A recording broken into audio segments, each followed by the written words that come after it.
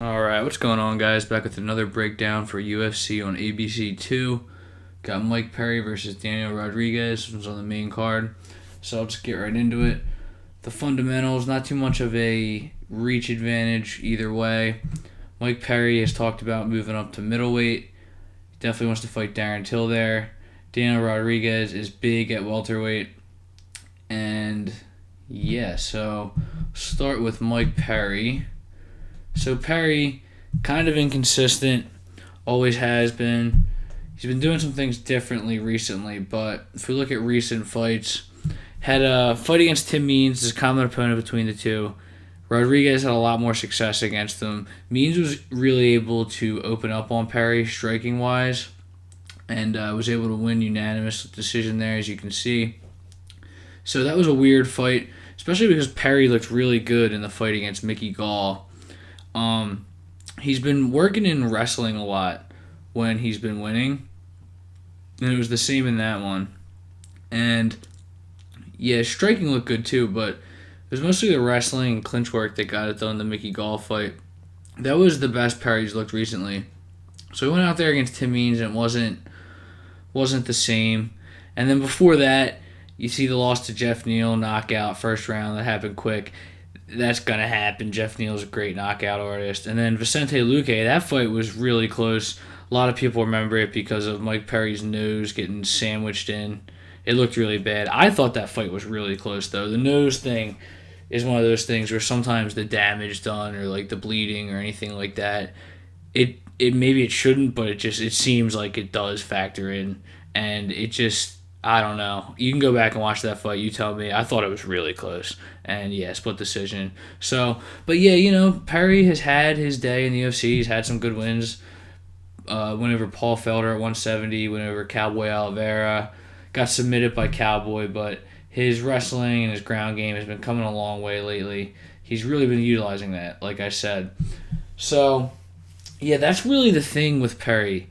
It's he did just change gyms recently too, so there's a lot of outside things working with Perry. It's going to influence my pick here because I didn't know what was up with Perry because obviously if you guys follow the sport, you know that he can kind of have some issues, to say the least, outside the octagon, but it's good to see he just had a kid recently, and if you look back at his interview the other day on Media Day, seems really measured. Seems like he's found some motivation now that he has a son. So we've seen that. I think it's a son, but he's a kid. So, we've seen that with fighters before. They have extra motivation once they have a kid.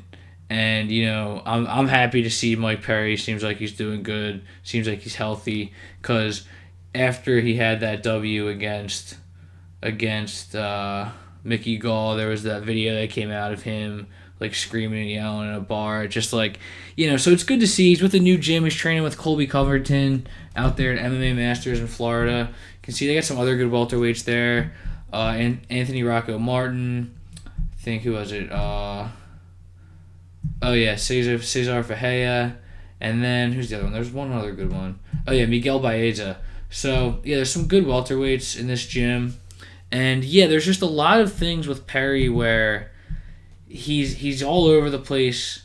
He seems like it's like every other fight you get like a great Mike Perry, and then you just kind of, you just get what you get. But I'd say all the outside stuff is kind of in his favor for this one.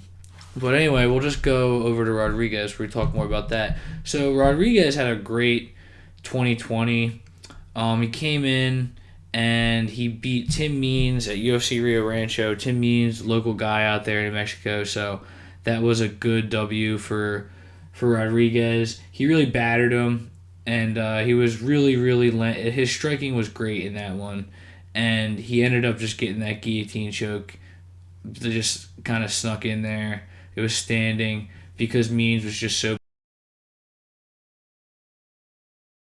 ended up finishing that one with a choke. And then the fight with Gabe Green, there was some, like, he got hit a lot in that one, but he also, the output was crazy. I think he landed over 100 head strikes in the fight against Gabe Green. I really like what I've seen from Gabe Green in the UFC so far. So that's a good W. And then Dwight Grant was a great comeback Rodriguez got starched, got dropped, and he was really getting pounded on the ground. But then he got up and he just landed just a really crisp left, and Grant was just not okay after that. He was a lot more wobbled than Rodriguez was, and Rodriguez has been cracked in seemingly all of his last fights recently. It's in the first round too, like you can see he will get cracked, but he has demonstrated a really good chin. He's a good brawler. And then that brings me to the last fight he had, Nicholas Dalby. That was a really weird one. Now, it was a really close fight. It was definitely not a unanimous decision for Dalby, though. It was some really suspect judging, if you ask me, and a lot of people agree with that, too, even the commentators. And one judge had it 30-27, which is just nuts. But when I did the tape for this one, I wanted to go back and watch that one last, just because I kind of, like, it's recent enough where I remembered a good amount of it, but I wanted to just go back and see, because I was really high on D-Rod before that fight. I picked it for the website and everything. It was before I was doing videos, but I've been doing these for a year.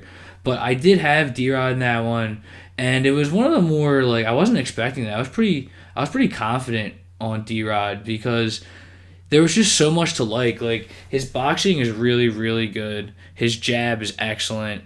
And he uses the jab to set up the left. The left is really, really heavy. Sometimes he can get a little wild. He can throw his shots a little loopy. And in the Dalby fight though, he was very measured with the left. It was a tough matchup. It was tough for D-Rod to really get into his boxing rhythm, because when he really gets into a striking rhythm, his jab is so accurate. It's heavy, and so is his left. Those are his main weapons there. So, yeah, Dalby had a lot of kicks in that one, used the karate stance. A lot of the rounds were all very close on striking. But if Dalby was going to get the win, it definitely wasn't as convincing as the scorecards would make it look. But, so, for this matchup, it's a really weird one. Rodriguez was a heavier favorite. He was minus 170 earlier in the week. It's tightened up a lot more, which I think makes more sense. I think this is a really close fight. There's a lot of outside variables, because both guys, coming off performances that were suspect, they could both really use a win, because Rodriguez kind of going on this late career surge, got into MMA late, or he got to the UFC late, I should say. So he's already 34, despite all of his success. The clock is still somewhat ticking against him, so it would suck for him to go 0-2. And then Perry could get cut potentially if he loses, because that would be 4 losses out of his last 5. So, good competition in there, but, it's not good.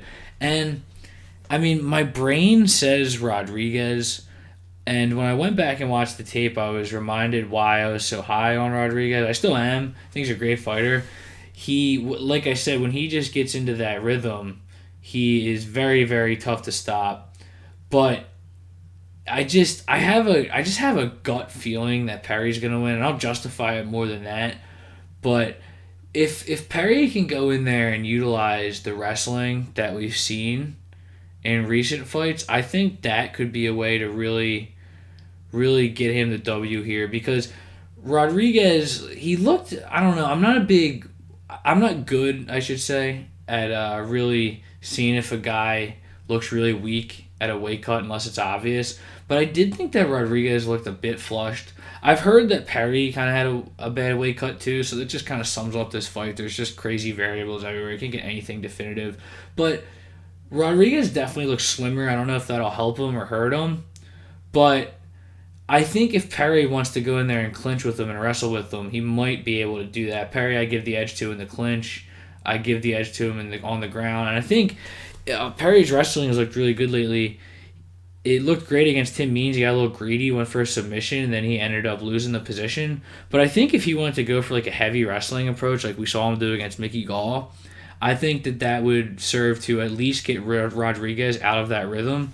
Now the problem is, and this is why I said like my brain says Rodriguez on this fight, it just seems like a fight that's tailor-made for him. Perry's defense is suspect. I think that Rodriguez is going to be able to land that jab, and he's really good, really quick with the 1-2s. They're heavy, and Perry, I don't want to call him chinny, but we have seen him get clipped, and I mean, then that also gets canceled out though by Perry has nice, concise hooks. He's a really good counter striker. Both of these guys can brawl. Both of these guys have a good chin, and it's just a really, really, really tight fight to pick. But if we're gonna factor in the gut, man, I gotta go with Mike Perry in this one. I just think that he has a lot of the motivating factors on his side. He could get cut. He's got a kid now. He seemed measured, and I see the path there. Especially if he just kind of goes back to his fundamentals and he has the wrestling mixed in. I think he can just kind of edge out a decision here. And yeah, if we're then we I'm better at giving betting analysis than I am picking fight straight up.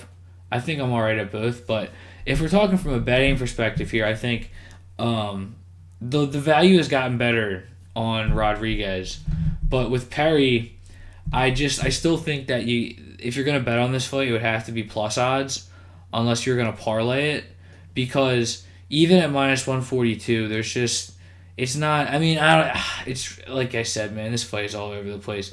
It could still be really good money on Rodriguez if he goes out there and he has the boxing going, and it could just look like, why did I ever pick Mike Perry? It could look like that fast. But I do just think that Perry's going to be able to get the wrestling going. And at +120, this is a classic dog or bust fight for me. It was especially like that when Perry was more close to +150, +140. If you want to go a step further, I do think both of these guys have a good enough chin to where this one's going to the cards. And if you look at Perry by points, +440, that could be, if again, like, I'm not really going to bet this fight heavy, guys. My bets are on the site now, so you can go take a look. But for this one, it's just going to be a sprinkle. And I'm probably going to do another one with Mike Perry by points at +440. I really like that. There's good value. I think there's more value than the TKO, because you would think Rodriguez, if it goes to the cards, he has a lot more volume. But I just think if Perry's able to get that wrestling and clinch work going, that could be the story of the fight. So, yeah, guys, far from a lock here. Really volatile fight. Like I said, not betting a ton on this one. But I do think at plus odds, Mike Perry's a good pick here. So, yeah, guys, thanks for watching. Best of luck and enjoy the fights. Take it easy. Be sure to subscribe.